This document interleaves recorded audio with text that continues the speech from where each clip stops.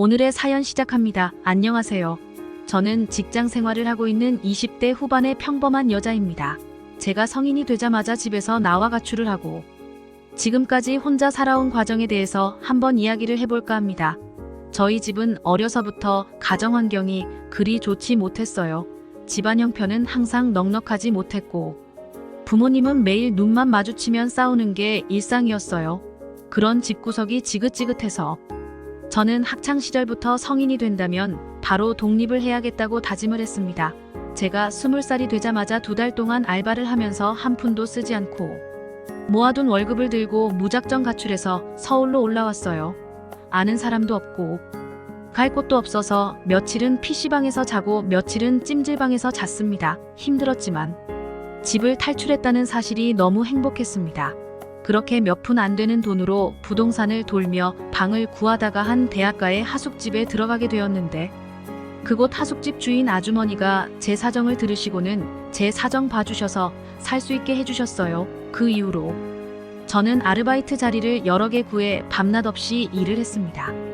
아침 일찍 나가서 매일 밤늦게 일하다 들어오는 저를 보고 안쓰럽게 생각한 하숙집 아주머니가 맛있는 걸 챙겨주시고 항상 따뜻하게 맞이해 주셔서 정말 좋았습니다. 마치 이분이 제 진짜 엄마였으면 얼마나 좋았을까.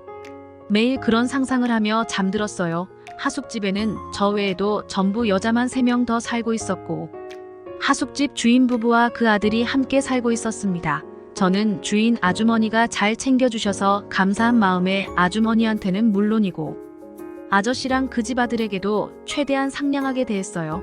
주인집 아들은 나이가 30살이라고 하지만 따로 하는 일 없이 백수로 지내고 있었습니다. 그래도 서울에 집이 있으니까 뭔가 믿는 구석이 있어서 그러는 건지 딱히 일할 생각도 없어 보이고 집에서 맨날 게임만 하며 빈둥대며 살고 있었어요.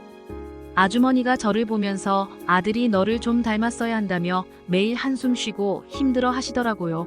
주인집 아저씨께서는 공장에 다니고 있었는지 저와 비슷한 시간에 출근했다가 저보다 일찍 집에 들어오더라고요.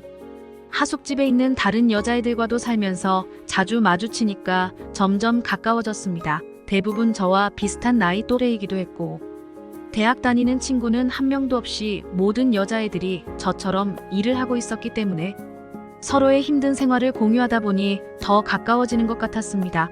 술집에서 일하는 친구도 있었고 노래방을 다니는 친구도 있었지만 다들 착했어요. 서울에 올라와 아는 사람 하나 없던 저에게 친구가 생긴 것 같아 좋았습니다. 낮에 힘들게 일을 하고 저녁에 하숙집 친구들과 수다를 떠느니 시간이 제게는 하루의 가장 행복한 시간이었어요.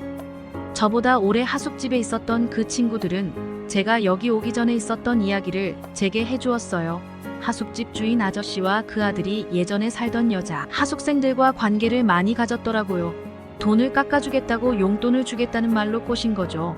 처음은 주인 아저씨가 시작했지만 나중엔 그 아들도 똑같이 배워서 같은 짓을 하고 있었어요. 역시나 핏줄은 못 속이는 것 같았습니다. 그러다 그걸 주인 아주머니에게 들키는 바람에 아줌마 아저씨도 크게 사고치고 그때 살던 여자애들도 하숙집에서 쫓겨나고 말았다고 했어요. 제가 일을 하느라 너무 바빠서 집에서는 거의 잠만 자고 나갔기 때문에 하루에 마주치는 시간이 거의 없었지만 음흉한 눈빛이 기분 나쁘긴 했습니다. 저 두 사람들과는 최대한 마주치지 말아야겠다 생각이 들었어요. 오직 돈만 생각하면서 열심히 일하고 악착같이 돈을 모으면서 살았습니다. 하숙비랑 휴대폰 요금을 제외하면 크게 돈 쓸 일도 없더라고요. 정신없이 1년 정도 일해서 2천만 원 정도를 모았습니다. 많은 돈은 아니지만 옷도 안 사입고 치킨 한 마리 사 먹지 않고 모았어요. 그러던 어느 날 같이 하숙집 친구가 제게 언제까지 이곳에서 지낼 거냐면서 돈 모으는 대로 빨리 나가서 살라 하더라고요. 집에 언제 사고 칠지 모르는 남자들도 있고 집 구해서 혼자 사는 게 훨씬 편하다면서요. 저는 그때까지만 해도 하숙집이 불편하다는 생각은 못하고 살았습니다. 저한테 맨날 일만 하면서 얼마 모았냐고 물어보길래 이 정도 모았다고 이야기해 주었어요. 그 친구가 자기가 좋은 방 알아보겠다더니 다음날 제게 와서 이야기하더라고요. 내 친구가 사는 방인데 전세 2천에 나왔어. 친구가 이번 주에 이사 가야 한다는데 빨리 결정해야 한대. 세상 물정 모르는 저는 그 말에 홀랑 넘어갔고 그 친구가 보여주는 방 사진은 정말 인테리어도 예쁘고 너무 좋더라고요. 이사 가면서 TV랑 소파 침대도 다 놓고 간다는 말에 저는 완전 눈이 돌아버렸습니다. 지금 당장 현금을 주면 자기가 가서 집 계약해주겠다는 말을 믿고 저는 그동안 모아왔던 2천만 원을 전부 그 친구에게 건네주고 말았어요. 그 뒤로는 다들 예상하셨다시피 그 친구는 그날부로 사라졌고 다시는 하숙집으로 돌아오지 않았습니다. 저는 처음에 사기 맞은 줄도 모르고 친구가 무슨 일이 생긴 줄로만 알았어요. 이틀이 지나서야 내가 당했다는 것을 알아차리고 그 자리에 주저앉아 펑펑 울었습니다. 그때 마침 집에 하숙집 아저씨가 있었는데 재우는 소리를 듣고 방으로 들어왔습니다. 아가씨 무슨 일이야? 저는 너무 무섭고 서러운 마음에 아저씨에게 사실대로 다 털어놓았어요. 1년 동안 고생해서 모은 돈인데 너무 막막하다고 이야기했죠. 아저씨 저 진짜 그 돈이 전부예요. 어쩌면 좋아요. 당장 이번 달 월세 내 돈도 없어요. 아저씨는 곤란해하는 표정으로 저를 바라보다가 일단 이번 달은 자기가 대신 내줄 테니까 다음 달에 월급 받으면 갚으라고 말씀하시더라고요. 저는 너무 고맙고 감사해서 아저씨 손을 잡고 연신 고맙다고 말씀을 드렸죠.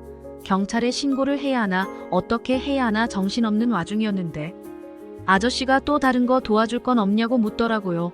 나머지는 제가 알아서 하겠다고 이야기했는데도 아저씨는 제 방에서 나가질 않았습니다. 이상한 기분이 들어서 아저씨를 바라보고 있었는데 아저씨가 아까와는 다른 진지한 표정으로 내가 하숙비는 해결해줬는데 그럼 너도 나한테 뭔가를 해줘야 하지 않겠니? 저는 순간 예전에 이 집에 살던 여자들이 아저씨에게 당했다는 말이 떠오르면서 도망쳐야겠다는 생각이 들었어요. 아니에요. 생각해보니 하숙비는 제가 아르바이트비 가불해서 내면 될 것 같아요. 이미 아저씨는 눈이 돌아서 제 말을 들을 생각이 없었고 점점 다가와 입을 맞추고 제 방 침대 위에서 아저씨와 뜨거운 시간을 보냈어요. 너무 부끄럽고 수치스러웠지만 아무에게도 이야기할 수 없었습니다. 그 뒤로 집에 저 혼자만 있는 날에는 아저씨가 아무 때나 제 방문을 열고 들어왔고 그때마다 저는 거부할 수 없었습니다. 아저씨와 몇 건을 그렇게 보내고 나니 이번에는 하숙집 아들이 문을 열고 들어왔어요. 야, 우리 아빠랑 그렇고 그런 사이인 거 다 알고 있어. 나도 한번 재미 좀 보자. 저는 그렇게 반항도 못하고 두 부자에게 완전히 농락을 당하고야 말았습니다. 이 집안 남자들은 주인 아주머니만 집에 없으면 번갈아가며 제 방으로 들어오더라고요. 도저히 이대로는 못 살겠다 생각해서 다음 달 알바비 받자마자 아주머니에게 방 빼겠다고 이야기를 했습니다. 갑자기 집을 나간다고 하는 제게 아주머니가 왜 그러냐고 물어보셨고 저는 솔직히 모든 일을 사실대로 이야기했어요. 아주머니께서는 한참 동안 충격의 말을 잊지 못하다가 자기가 미안하다며 대신 사과를 하더라고요. 며칠 후 제가 이사 나가는 날 아주머니께서 따라오셔서 봉투에 돈을 넣어주셨어요. 죄송한 마음에 받을 수 없다고 말씀드렸는데 아주머니께서는 차가운 얼굴로 이렇게라도 해야 너한테 미안한 마음이 없을 것 같다고 하시며 억지로 봉투를 쥐어주고 집으로 들어가셨습니다. 저는 그 이후로 다시 혼자가 되어 고시원에서 살아가고 있습니다. 정신 똑바로 차리지 않으면 남한테 속고 이혼만 당하면서 사는 것 같아요. 오늘의 제 이야기는 여기까지입니다. 구독과 좋아요, 알람 설정 부탁드려요. 다들 행복하시고 좋은 하루 보내시길 바랍니다.